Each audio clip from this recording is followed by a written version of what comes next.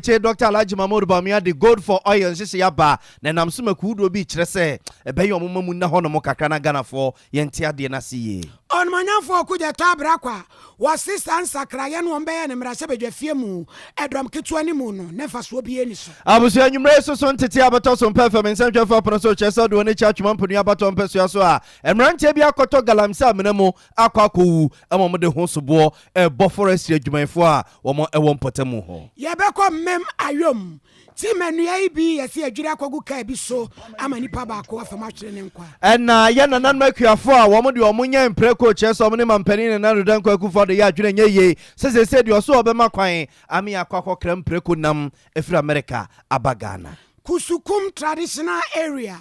nanana my friends and chofo nhia mo wura bi oti turumudie wono de obo ho da wura yesi ne he no enti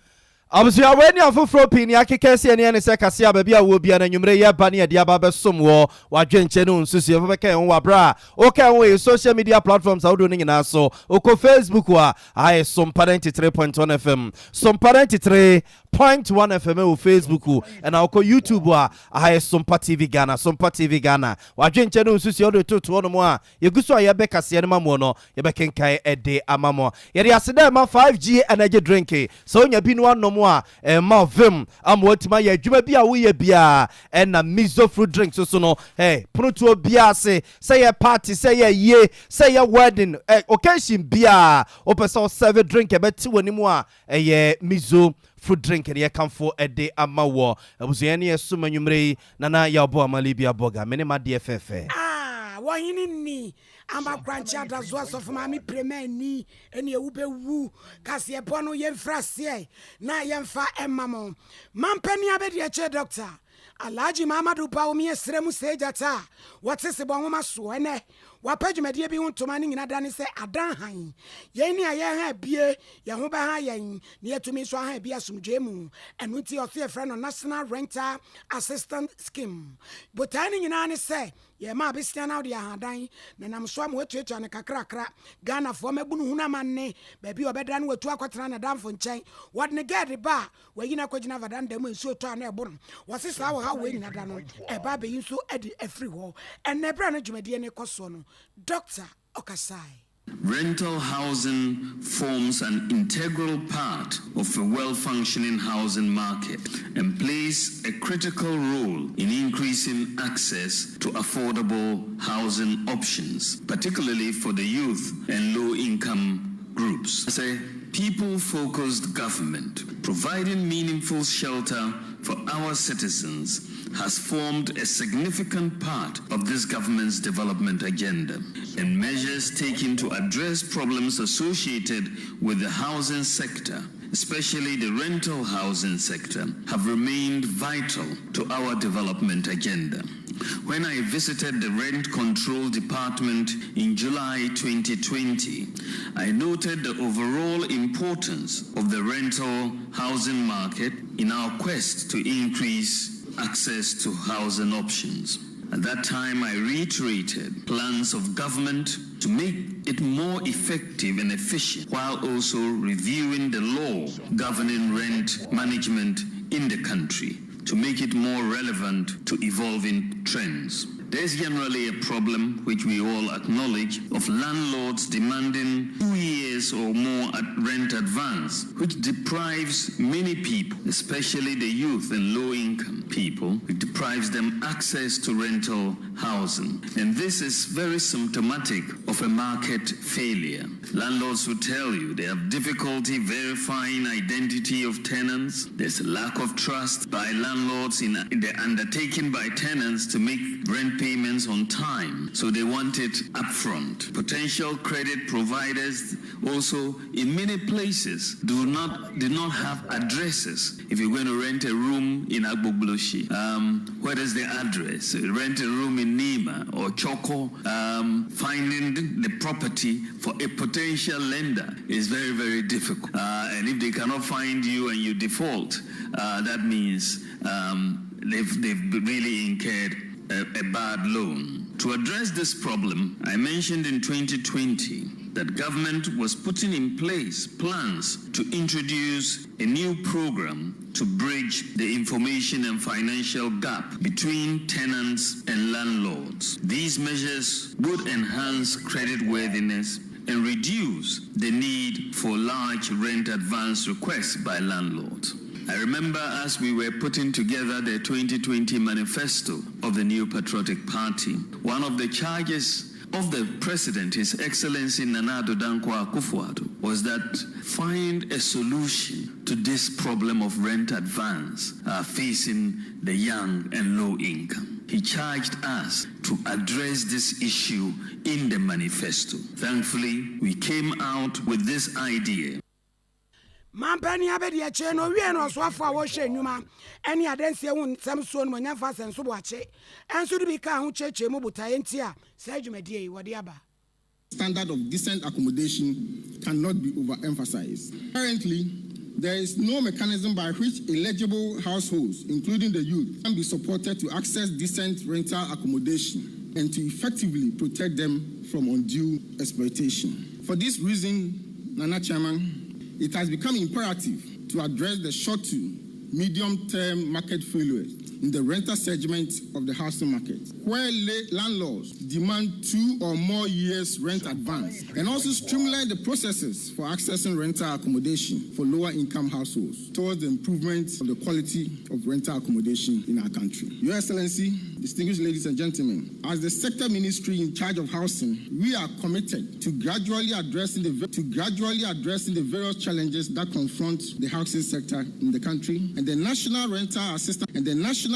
Assistance Scheme is one of such vehicles with which we can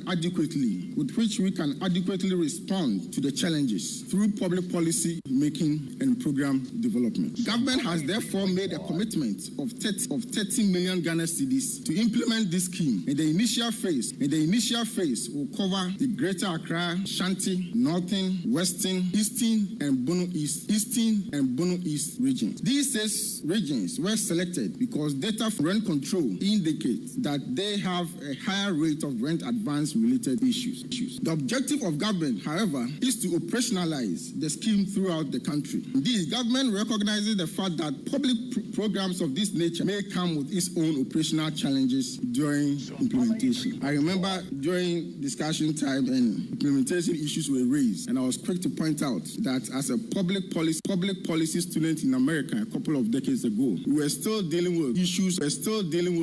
associated with some of their major federal programs like Medicare and Medicaid. So we do accept that challenges will come. This notwithstanding, it is our fervent hope lessons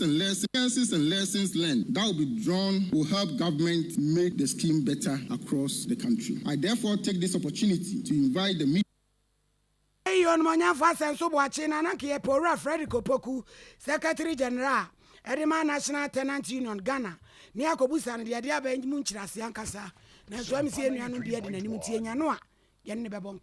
Abusia fire from free rent control nsensemi ho naja yemfomo enko IMF nkoma mampeni na Addo Dankwa Akufo na bai wo mo edia emunsima kwa koye pino a na sade etiefo emo ne mu sam deda no se abai ne kwasi broni IMF di nkomo so me so my Ghana yesika se no ntutu mu mayen na yesika no enyina brane maya ye hwe ne mu se be $3 billion de IMF bode be do mo mayi na ye de economy no nyene nyina so e no motabiri di amayen Yemfie miensa nhyehyeye ana omne Ghana ban ye babeye oma ye be $1 billion na ne ekire wine omo de ababe soso na wa ye twato no omo e de asoso e de amaban na sa sika na ban wi anemu se ne nsa beka no nhyehyeye ba kwa MF mpanimfo ye de ama Ghana ban a e wo so ye e ne ka ne se debt exchange program wa e won sem akwa ye pino a na kienim se January bosumi ewomi ye na akwa ni day twato no ena nkomo bia na ewo akire bia no Ghana ban ene adwumayefo ne yankrankra omodo musika akwa bond no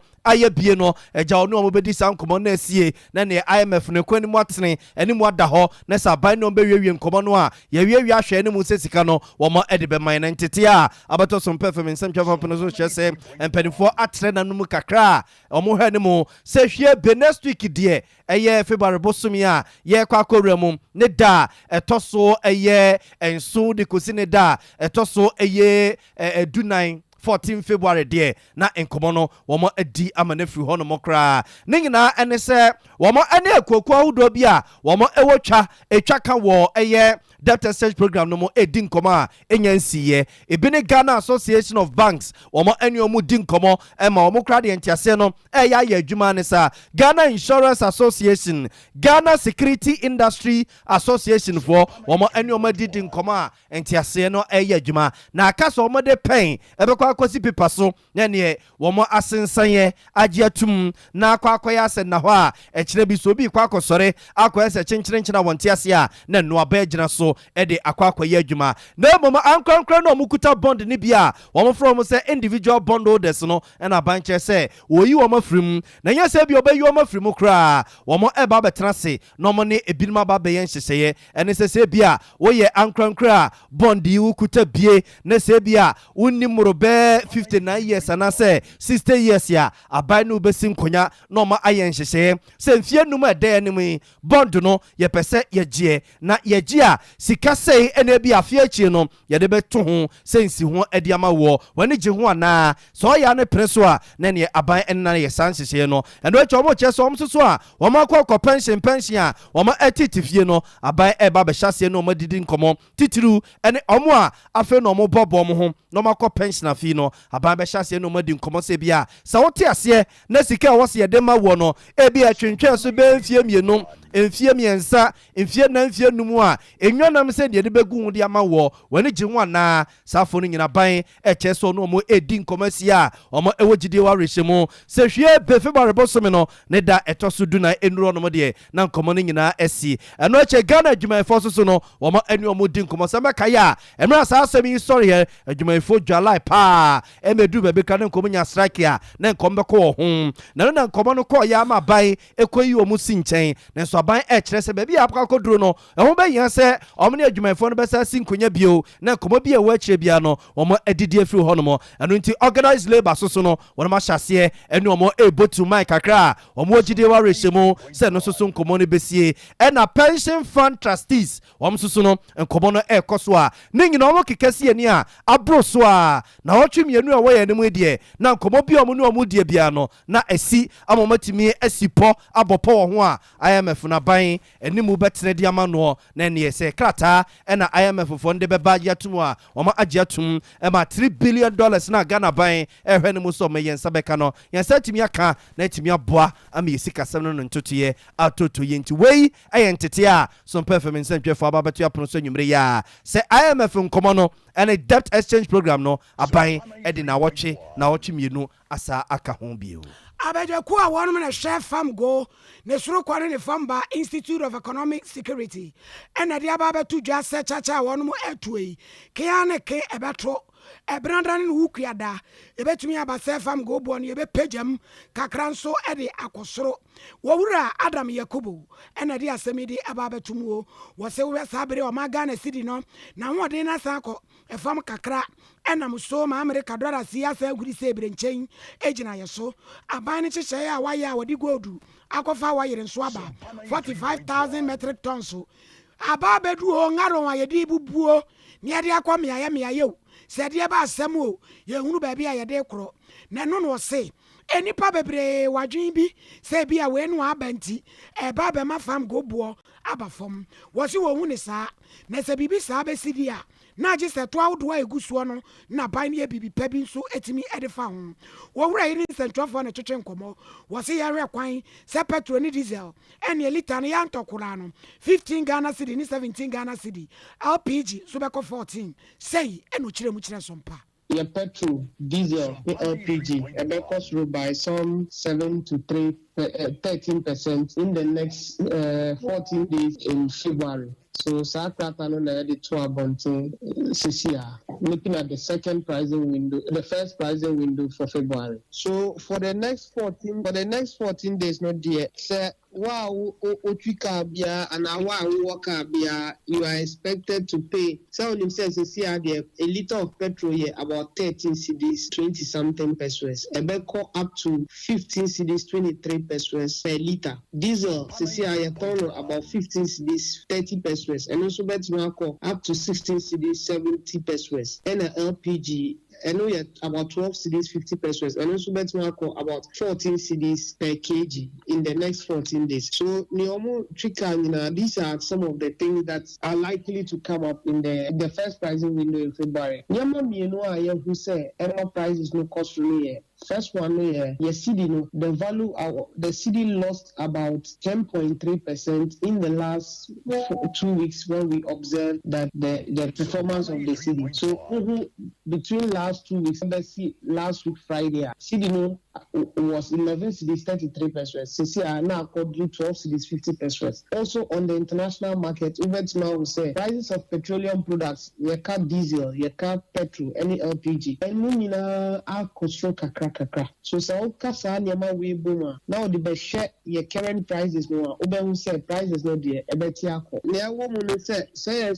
say abai edia your gold, atam gold or the copper fuel. And also one of the ways government says they will manage, but yeah 41,000 metric tons no. I say minimum overthrow prices no. But yeah. Ora Adams Yakubu. Na me sa komachi na mni ora Frederick Opoku. Ya Secretary General Adema National Tenant Union Ghana. Achuchin komo mi Opoku what is she ba majoe. Major so minua ba na eti say. Ye hu adumo me ho ye katachie na wonso ae. Kakra obo na dem ho ye ba. Yo ene mampani abedi e cha padwumadie bi ho ntoma se wo beboa madan han titiri ni mabunu. One come na we no me pacho bebre enti ase pe wo mu no anything Me da was minua ba say wama tenant union of Ghana akwanya say almost so emechetre enoma mu ye kanya ne say enne ye kotin simbia na ye do think expect senka aban beka ne beboa tenant for dia na kama sisi dan endika mo magibi na kama so mu ntwere kakra but almost a time on so ye e be beba that in but almost say almost the scheme be about IFN National Rental Assistance Scheme aban dia ba ebe so tenant for asmi na say we ye adwuma na say boso me wunya kakra whether say a public or private which be say ampa we ye adwuma boso me aban no be boa na first 2 years 3 years no omotima boa amana ye boso me intino instead of think akoko boso 3 years 2 years no aban say dabi men kakaka edi amount sa no moka emi fi say advance no ayetua no ebe ye free ho ana me ba to say advance no afie wura foje ye no ena we ni be ye free ho ana exactly even any law for say free about 2 years e wo Ghana mbremu but the omoka no say aban any landlord no beka eti only landlord no ba o be take na my landlord indirectly I didn't see the Omukan say 2 years, 3 years, no more than a take a man for. It is a weird map of so many quadia. Abandon no daily. But what I said, would you feel one beba? No man like Cascasim, no more Chescanama, Firano. A 2 million come for now. A day, as soon as I bet better than for. One night was a couple ticket 2-3 years, and send when the baby had done. I'm saying so better. Oh, Quamiso. Me Opoku Ghana mrano ayeshe no. Say ye shene ye baako. Say ye enforce na ye adwuma ne ye baako. Efie wura bi beka se wono no wasini dan. Wontu me ehye mra ma no. Say wono no bosome na ese obetua. Wose wonkɔ a emra bi betimi akyekyere no. Me pa cho say wusi dan na se wonfa ma hafa ma obusuafo ndam. Utie. Me tie papa. Wusi dan na wo wonte ase a wo ne wo yire ne wo ma. Mumfa dan na ndam. But what's the behind there? You were I was so. Miniaba, Ubetima Kotoka, I could see DPL to you station. Now what's no who say? Cano, who now toy? It's open at Diana. Ah, mammy. Me was so papa, metie. What do you mean can't say? DPL to you, I mean, told me, cat told me, Petru. It's the pen, did you bet Macasa? Because I'm Raya Juma. Mr. Ghana, I'm running say. Obibi biara no ho sit down e Ghana since 1963 wo to me say obesi down I did open e was say rent control department of Ghana and e beba assess ka wa bo ho no ma akomu e bia e dan wo na o ma boa amaya assess sika so odije eti say e dan no say abandonment man sibi na o se kwada bontin dia ne ye beko ye papa ne a wo ya ban ho 93.1 na say we landlord na say wo se wo de wonje sa de a ani de eye yo ejapoku enti we no wo mamu ni nyina na wo mo ye ya ma ban adwumayefo ana obi atumi apply bi obi biara wo ye se wo ye obi adwuma nkwankwa adwuma na yetimi tuaka boso me wo betima prove wo statement wo betima prove ta ampa boso me tuaka ana se umumu account no wo di statement and so qualify wo both young people and ona obi biara wo sa wo man mu a officer because you opese so ano em say aban officer obegwa wo na fie wurafo no me pa che o me stakeholders o mate ase de omo beti de ba ase de no beti ase ma me de ye kan na me kire say emrem no fie wura be ni tumi e wo mrem say obe charge se won ti ase afa dan ne ma wo ba oyire ne wo ma na mu na na lunch o mo frɛ landlords ni bi ma o mo buy ye ni landlord association of Ghana bia e wo man mu a ye wo community landlord ye ni Ghana ha junior mu tina ho landlord e wo ha ye tenant union ko ana obu fi so obu ho ka dwa mu because ye ye bre edina ya ka enhu abomu no landlord ombre eti ehia to betipu de mo kai de asede mani mo asemo kasa mo busu na nipa no kase edan so mfa han a se nkrofo nso beda abonte o sa ye de ni be ko aban so ye beda abonte eni aban ne be ko aban ne be ti mo amaye tambo ne ye stairs ne nso ka ho ana e ka ho pa in fact enche me be start schools ru nyina eni ko hostel a o sidan a ye se wo ye tenant and I say wo manage those things now wo ye rent it was the hostel na wo di sika twetwe die na wo fa mara nya adwuma ye beti o mu nyina so atua mo ba chi wo mu nyina da gum ye beti o mu so atua ye be ko o mu so because aso mo di Ghana mara ye adwuma ti we na efrase da ben obi abetimi apply em say I started and o mo lanche o mo di ato eti say em say wo ti bi je mo search about rental assistance scheme no something talk of admit me reference and then o apply em say be go through acha ebia 10 days na abin 10 days pay 10 days pay she wo be hia guarantee bi o de guarantee bi ba be gina wachi ana guarantee em say information o feli abehu form no bia abehu dia o de ba yan fa ne say dan a single room eno no say na ye betua mafie wura no say na betua mafie en say bitimi che o di fero na ko di ano ti makodi anu awie no that government ni say I was say dan akodi anu no enya more than 30% of your income Sompa 93.1 30% is na affordable mu tibi boawo yani asemi die so so pa chinchinchi ne be yie Ghana ha hwe ya what's Jeffrey Paul ebe yie de wo hwe a ya brabo ne esu ben ya asemu yi me ba chosi me nwa me so hwe asemu yi ebe yie ese ede dodo me ma me on say Ghana ha no ye mamra nya adwumti no obi afi so bit ma de o Ghana no enya island o mu nwa ba utie Ghana nya island o the party say yentimi now tenant union no and I'm say adan ko fa hanya fama o yire no mandem what is your problem hey yo Jeffrey Paul we de ma ya de na ye mo mpa se be ye adwuma na ka we de nka wo so ka ho bisa so han dan ana me pa cho ai enti ye nyina ye wo mu ye na ye na ya de e se ye bo na ye adwuma na ye ho toye yo ya da se bebre enti so ka ho bi wa enti no Sompa o be abaya rep kwa tenant union ana wonye me ye dodo me da se wa je atum so we member of tenant union of Ghana Matimi Ropoku Ora Frederick Opoku Secretary General National Tenant Union Ghana na obi asini dan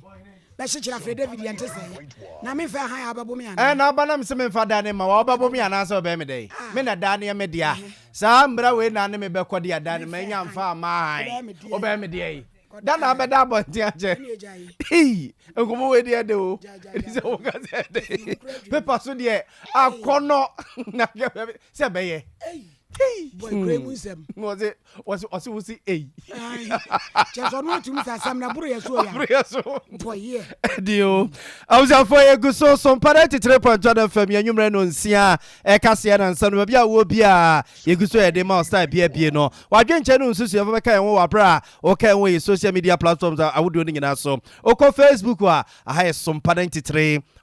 FM Sompa 93.1 FM wadwenche no nsusu ye enkomo ya ye die so ye fie wura wa ye krado so obi ba no no aba be san hihye no a obagi atumu ana na wo abrante agya wo pesingiri room ana se bia wo pechembe wo akwa dembo no oso san hye we wote ase ya obetimi akwa gebosia ni bie e de akwa ha da ya na fo adwenche no nsusu ye bra oko Facebook wa Sompa 93.1 FM wo de to one mo a eguso aye be kase no mamo no ye be kan ede amamo YouTube so ya Sompa TV wadwenche no nsusu ye fa to one mo ye nto aso ne fam nko oyire no mo bio na se ne ye mo ne musam deda no Vice President Dr. Alhaji Mahmoud Bamia ene kofa nhye baye so my Ghana yesisi ye gold no ne ye de akwaje wayere ne ya ba beton fofofo ama petrol ne bo ba be yefo ama Ghana mari hye timi atoto bia ye ho ben hare yen ene o hyase se wo kare de na amafo binum fi so eyenum dano bi smogri ya ene ya no ye de dongra ebi nwa ye no a ena na Vice President Dr. Alhaji Mahmoud Bamia ene MPP aban no wonu mo ye ene ye didimu a ene ne wayiri eba beduru ye Ghana so ye sesa ye godi ede koma abrofo ndiko tua wonu mo ka wayiri na ba begu anu ma ye we ne mo se eye Boston penfo be de ne mo na ne chenom ne ade ene ne ton akonkan na sa nhihye we ne kudu a eba wayiri ne ehom pempra wade adwadie mu a wo mo edi mu ntenteman esre Vice President Dr. Alhaji Mahmoud Bamia se ade ne de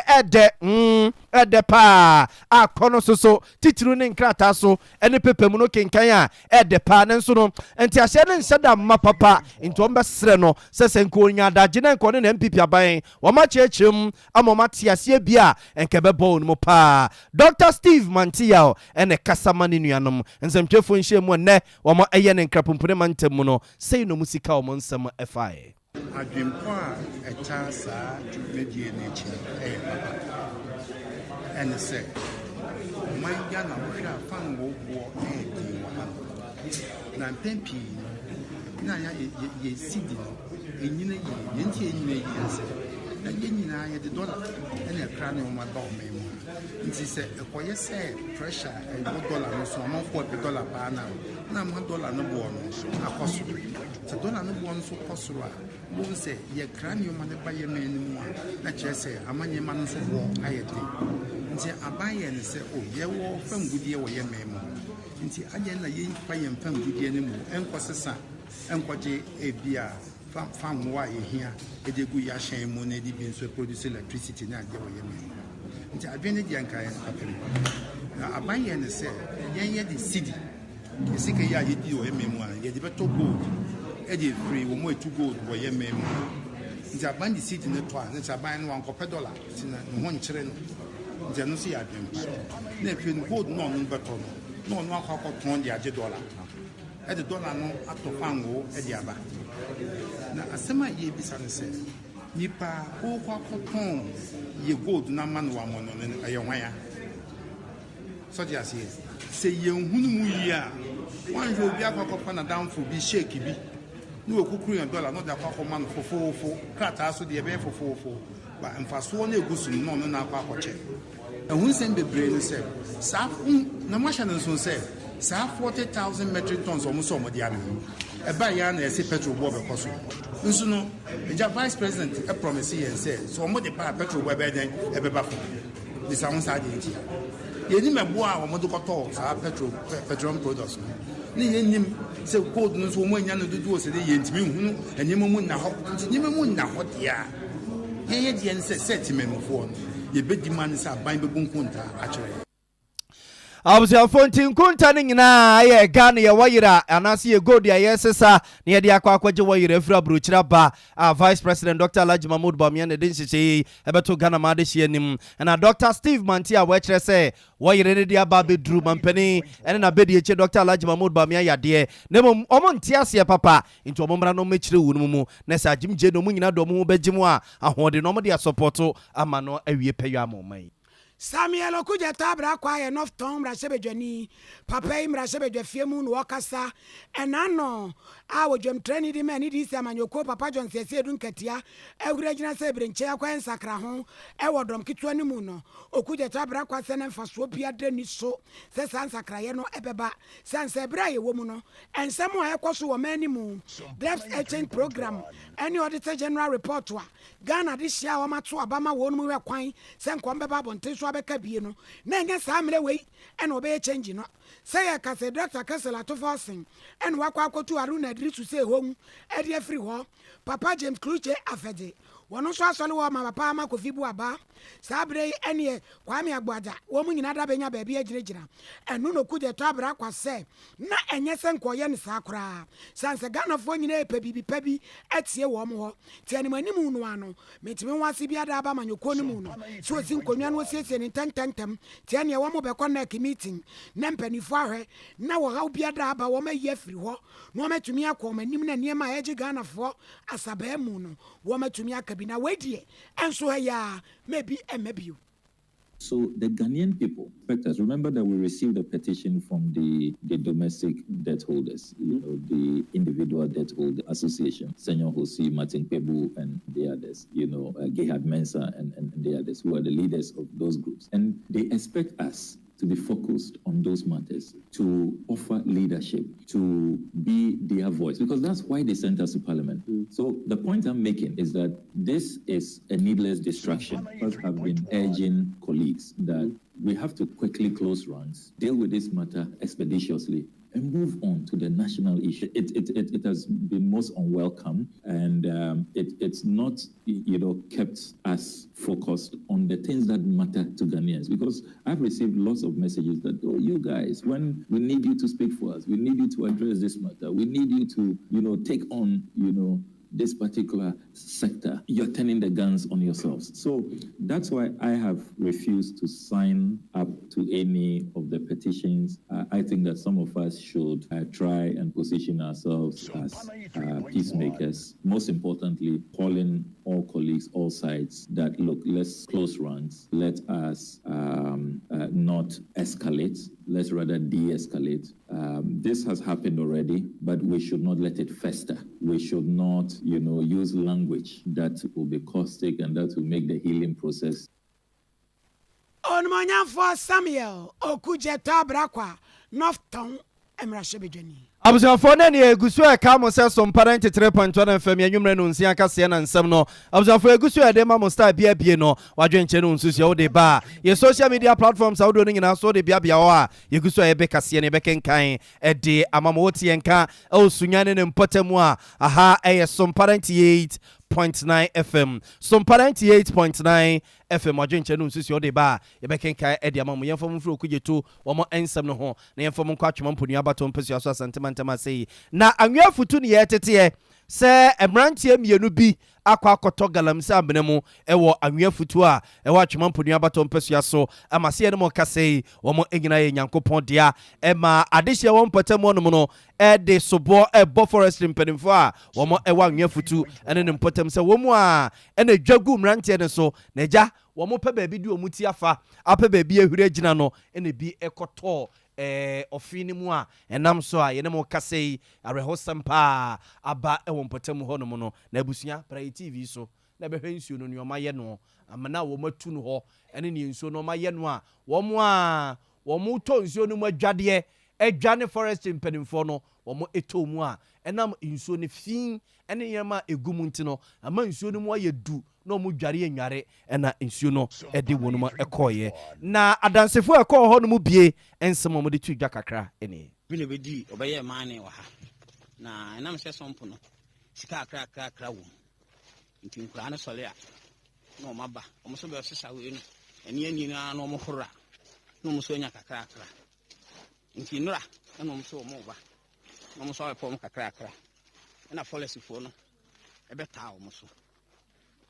ki na omo pam so mbe gyan ho ama omo ache no de nko omo so kuro so nsuo no na nko omo dwane ene se milionu ne to no me nipa 5 milionu ba fie no omo che ba akode no konka awe ene se milionu no omo to mu no omo achimi ampie bi na ko omo betima pie yesi omu pia na afale fo nso sa to boba bro omo sa anti we yi omu yi omo ho apaapai che de na amanfo ka na no ko hu nyina apaapai sa ndi emiasa de omutimi epie mienu pie aha miensa pie no mo che ba ko na mienu kai suru mo omu na bo na bro no esu o bia na ni mo nye ko mo ja nyina eba tim hu to mo bo no mo ja na to nsuo mo bo no mo stoni no mo kunu so what ase wa kwa dia ban ti ka se obedua ni se ni edua ni asase we asase we edua ni aso ona bo we na na ke hia o ma se o me abra ko to me forest ko ti bi o mo asafo ma emoja ana ho mu na mo bechi omo awa ha mo tibi discaveta di ana nipa nsa se na obey adwuma didi ha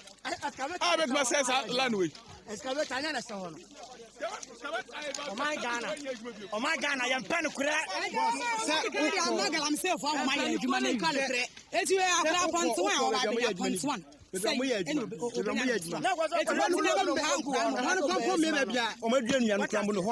could you believe say has a much maybe you am na yi and yeah should have found share for be a cry then no one who had the motor for us for me want to cross on off to help you about bono I have brought my phone to share Abusuanti weye aye adehye wo anwea futu e wo atwema mponua baton pesua so nyina hini echi ne mpatamu ene yete wo no nkenchi ofin no ena mrante de ye o madwene so muto mu adwade na adwade no ena o mo kire se forestry fo ne mane wo mubo e wo nsuo no mu a enam so ma yetete ne yetete na nanke we no mu se ye bekwa wo ma no so na forestry manager o won kawe ne mpatamu opani Chris ne na kwakodi nkomo ne akwakobusa nsesubo ya ye de bom mu enokra na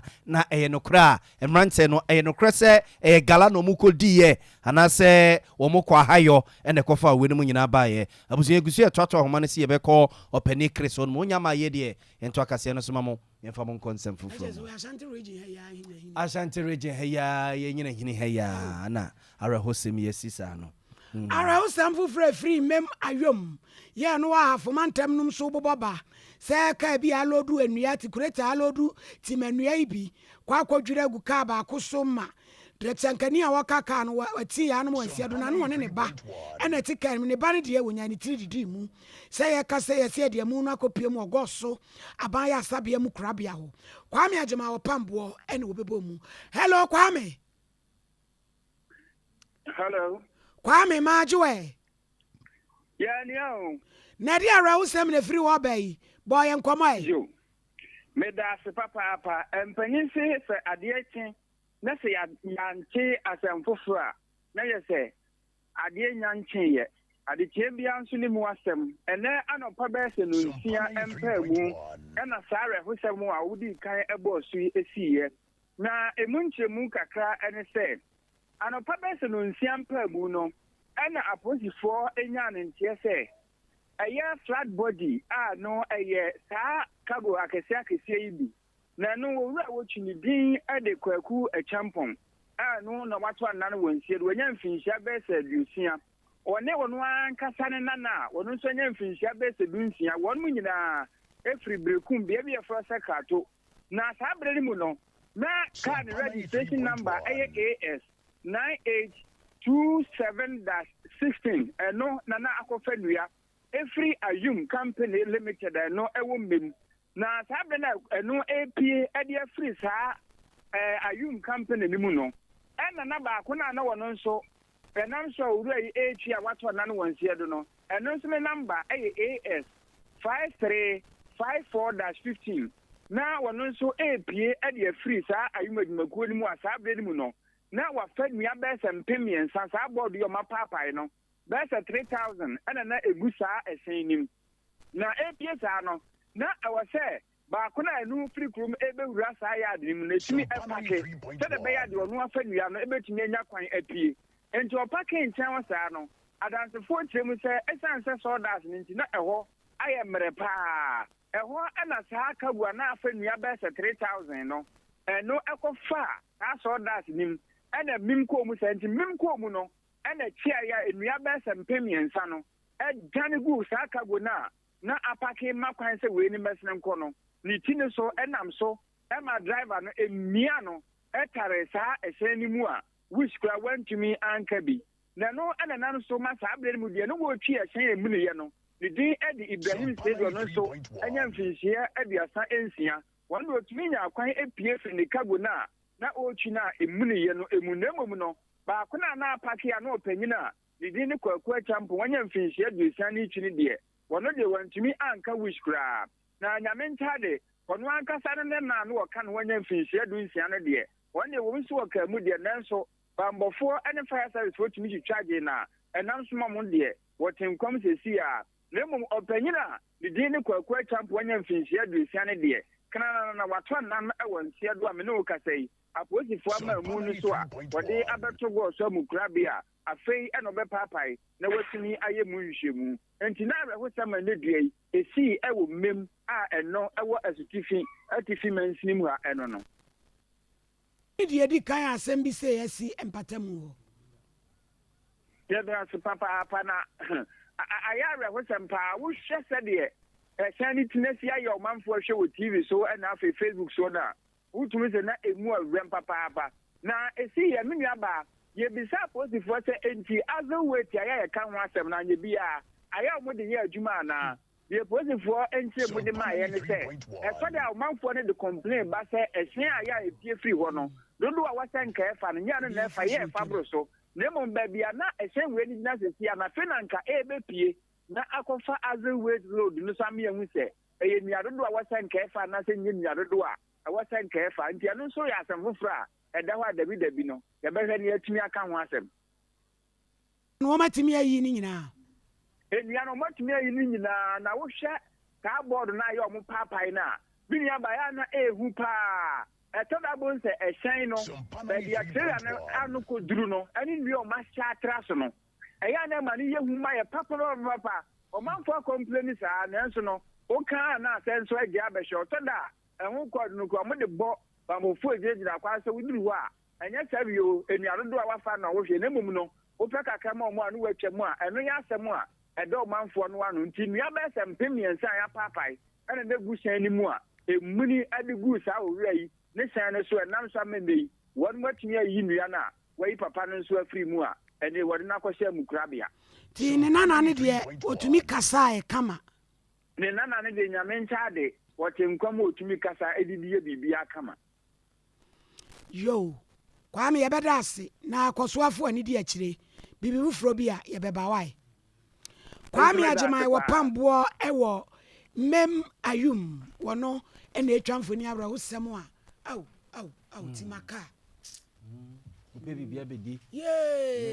papa nkwanya mfinhyia aduosia ɔkɔ retirement a wɔbɛgye ne nana no amane amahu na mabɛma kɔ sunsum sɔde o ɛka hɔ de wakɔpɛ deɛ ɛden abusua ya to aso so mpara ntitre pantwa FM ya nwumre no nsia kaseɛ na nsa no baabi a wo bia no yeguso yɛ de ma star bia ne yɛnto aso na yɛfa bonkɔ atoɛ mantem no mu na entiti abato so mpa FM nsɛm gyefa prono so firi atoɛ mantem mo kyerɛ sɛ teacher for wɔ hɔ no madwalai pa ɛne ɔmo bufuafuo nya asɛm ketewa wɔ mo ɛse Ghana Education Service mpanimfoɔ ɛfa ntrekese ɛne frakadam ne azakwa bi so transfer teacher for a wɔn ɛwɔ Western region hɔ nom basa wɔn ɛte ase a ɛnyɛ yi nti ɛnam so ɛma Ghana National Association of Teachers ya etwa ne tia frɛ ne sɛ nate National Association of Graduate Teachers ya etwa ne tia frɛ ne sɛ nagrate ɛne Concerned Teachers Association of Ghana wɔn soso no CCT wɔn aka boma yɛn nsɛmtwefo nhyia mu ɛka kyɛ Ghana Education Service mpanimfoɔ sɛ sɛ wɔn mpɛne to empene no a ɛna ne kyene ya wɔn mmra bɔnten na ne yɛntie teacher for mu atɔ ɛma ntɛmu yɛ transfer wɔ no mu rough saa no wɔn ɛma mu hu wɔn so wɔ wa ne ama so wɔtwe bɛwi atɛ ɛyi kwabena papa kɔ na ne wasesa ne nneɛma agya mekɔpɛ bibia ba bedi no ano wɔyɛ soso wɔgya to wɔn mu a asema bafie na ne wɔ sen ɛne wɔtwe atwe nkrantɛ nkwanta ne de wei akɔ akɔto no abra wɔyɛ aneɛma na maneɛ bia ɛkrataa no soso bɛyɛ se ama na wɔtwe yama nansa sɛ saa nneɛma kɔ wɔn ni asɛm bia ka aban ɛna ne nsɛm odu aban adwuma no ɔmo yɛ Ghana Education Service mpanimfo na basɛm edu de kyɛn wɔn ne mo sere wɔn sɛ bibia ni a wɔn mɛkyerɛm ɛnkyerɛ wɔn nat ne nagrat ne concern for no since a best teacher in it what more one can be shemu no asesano na de na kwa kogwa kura bia se wabra wonfa nchemu bia emma abusuana nke kwa amano so ne ani opani William Abedi ya wono ene yetwetwofo opani the Magana National Association of Teachers ya ewo eye atoemantemum akwakodi enkomo wono HSA transfers ni bi wo hono a wo efise emu orem sukuu sunu a ye teacher for na free mu no uko sukuu ni mu a ebia sa teacher ni no a yese chencherenchera ye transfer no no wono nkwa na ebia maase wabini mu a wo senkodai ama nkoda na te ase enso aban se chencherenchera ye transfer no wabra won fa mi mehye mu o na nkoda no boa na wo ba wo mu ana se bia asotwe na apese wo twe nkoda no ye wa chechefo no bi wono mu a science wabini pa wono susu na kirema nkoda no wo mo ete ase ebi wono mo kra wo ye ba kopɛ eno da school hono enso ye se chencherenchera ye transfer no eba sa ne yekoya na ase ye bai nkoda no ye daakye ene ye peni ye anase ye pese ye se no enti na tene mpanimfo awdo moda teacher foku ahodo ano wa toemantam hwene mu se ne kire ya GS mpanimfo de krata beba aba bechem ye hwene mu se be kwa mano so ne opani abedi akwa akodi nkomo wonya ma ye na homa no so aye troi abedi medi wonya medi to asoma me wate obedi ire se de so obedi abedi yo yenkwai na ne ye tete ne se nkusukum traditional area yanya ne tie so owura bi a ono de turumudie wase na nije ho woye gay activist wayi nanim ya ne turumu wo ma yedi turumu ena ne wo kasama wo mo munya wo mo no mu ne yeturum munya wo mo ne mu ne yeturum a chese akwa ya wura wosem no na nanu me wo mpatam watimi awe nyame ne mo wura yi ya ba konwa de amane so oni akonwa ye bi mu kra su se woye Nigeria ni na asemu yi na mpesa me ne Eric Anan edi mu koma eja anan ohinere wahini ni eja anan attendant ame adumo bibi aboko na de no obi asabi o pese yedi tunumu na mukro mu o mu sine he yedi entira me da se na sare hosem ye ne me ka ta asama ne ede ebufusho ababa be piem finfima ntema ne titru ene nyamransa ekuro nim no esi nda no memene da ana owura ba ko ne din no ene Davis Mark Iyala ninchi no mum efri Nigeria ne mum ene no enam edin woni awaje ama ne hunu nti no wahwe akọ ne nsesen ewo UK Britain Montana so na wahwe ebuna ketema be pie mu ewo Ghana hanom ene no be bia wabo ne ho adwa kese Cape Coast a wahwe na sa gege nyome ohwe ese o man Ghana ebeji atu na da no sa memne da no ana mpinfo mo nyamransa kire mu a owure yo ba no madu mo asoni ohwe dwumedi a odi ebo akuru na wo so mo hwe na mo te no amankora hini anina kwa yese minka se mpintu hini bi sa no a obo makuru no akosena no mu ana ye mo nsem trofo no mbi ntwetwemu ye ma mpinfo enya na ntie ese owura no da bi oye san tumutumu fo ibi nti omo nhwe ntie na mo so mo twentwen sa ayine so ma ebaaye no ɛho nsɛm a aba no ntansa adebɔ na de bɔ nkusukum traditional area tremu a ɛkame yɛ sɛ ɔmo ankasa saa ɛyɛ tumutumu ɔmo yɛ bi ɛnam saa yɛ so ana ama ɔmo akɔgye obi a ɔyɛ tumutumu yi ɛyɛ LGBTQ nipa a ɔkasa ma ɔmo na wahwe akoye hinta biechiri na wafa odwan homa in a shape of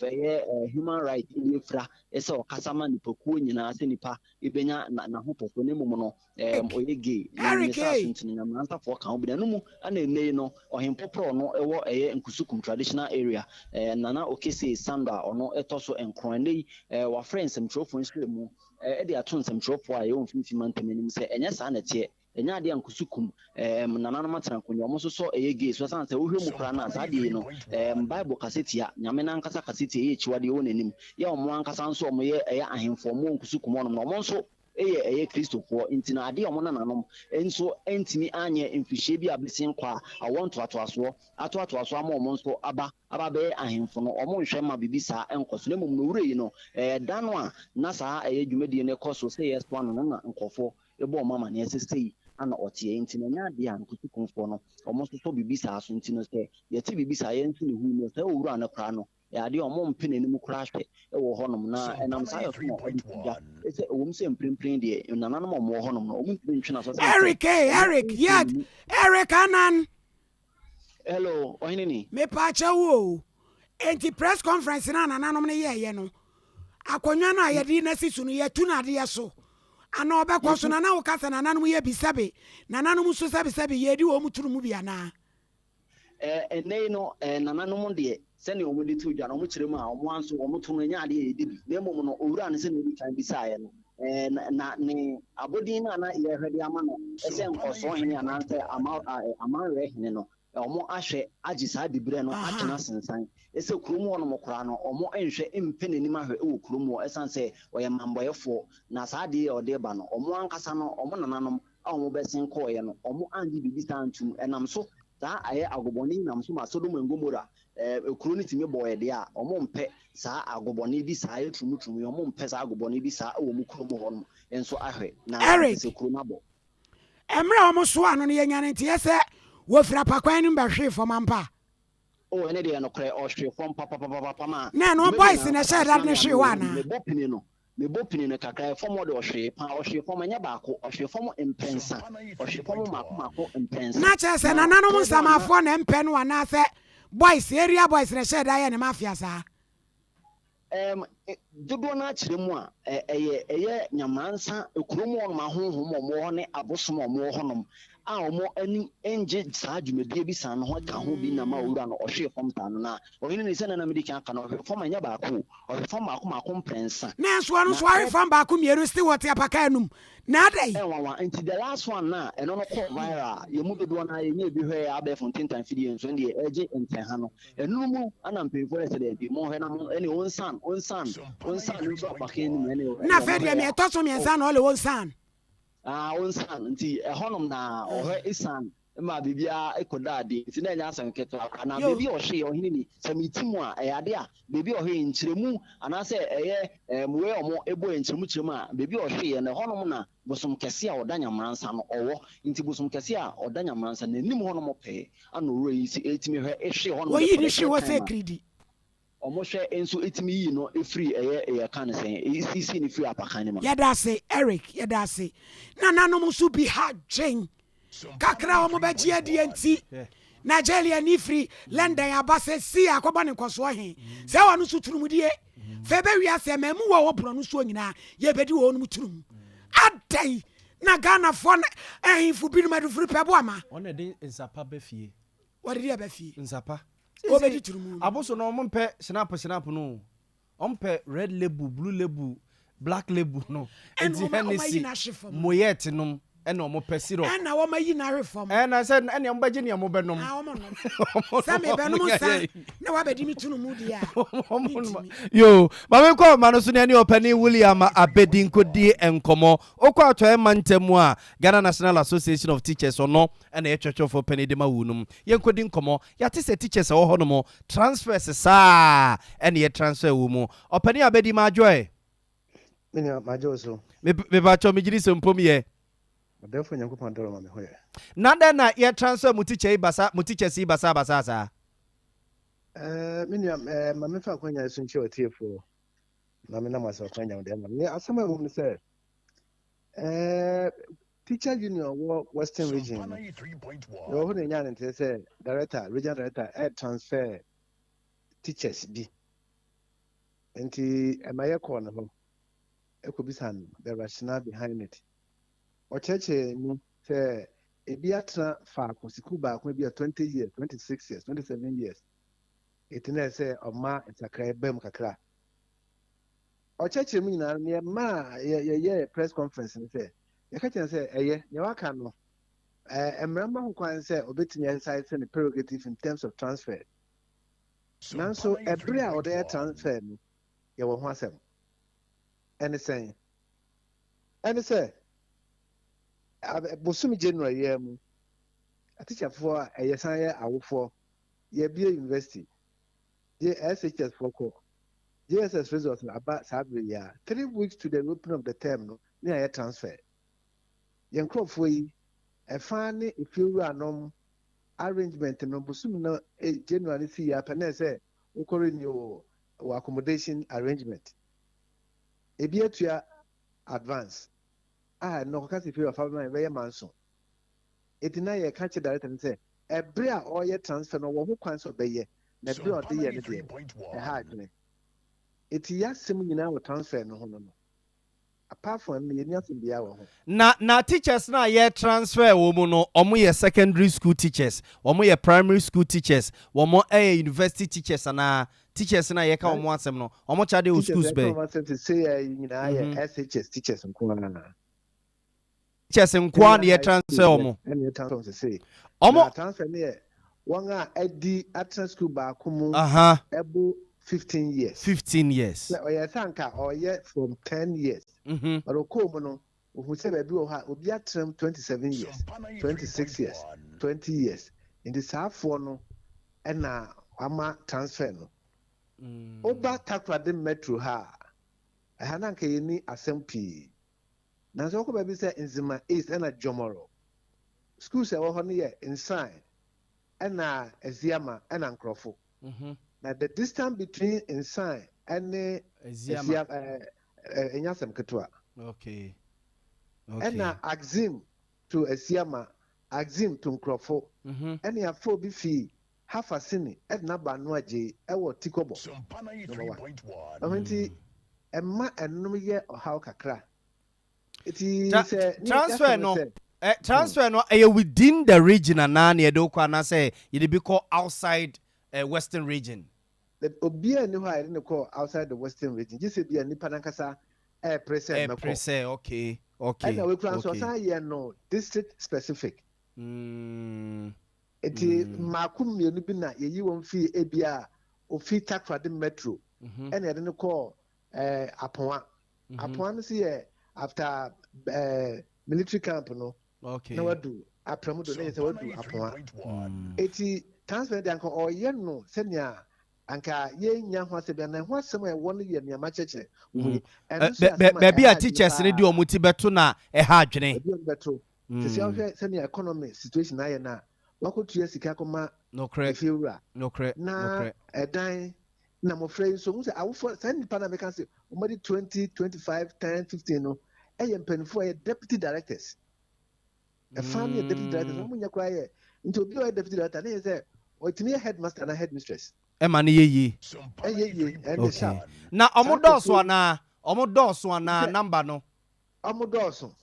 bɛsɛ wodo sɛ ɔfa takrade metro nko a nipa ya transfer ɔmo 50 okay takwade metro nko a other districts MI other districts of Nzima East na meka say Nzima East na me ye Eziama Axim nko ano one a sa school ba ko panipa 11 efi ha na 11 fi ha na so mozikaku na sefo edoso enya sem ketwa enti mo petition regional director no response or dey mamo ye dey nche mo be no dey amamo ye ne regional director no ko trans kasai ye ne trans ye say ye ne trans fiara kasai se maame saa de a wo ye no wo ho kwan na so saa aspect we nko ade obetimi a suspend no na suspend na ya ma nkai bon ze wo ade no ho kwan na ne be ye obia ho be to no ye anka wo don't ntimi kwa de ja unions no na ka kire say beginning of the academic year no may transfer say momo mokro na mane within 3 days obia beti na amma obia da no nti ni efewura kra wo edan we bia ka say wo twen mami general na me say no ha na me ha na amma ko tua sika bi enne school fees university school fees ekotua SHS wato niema koma mofra yi na wasan do omko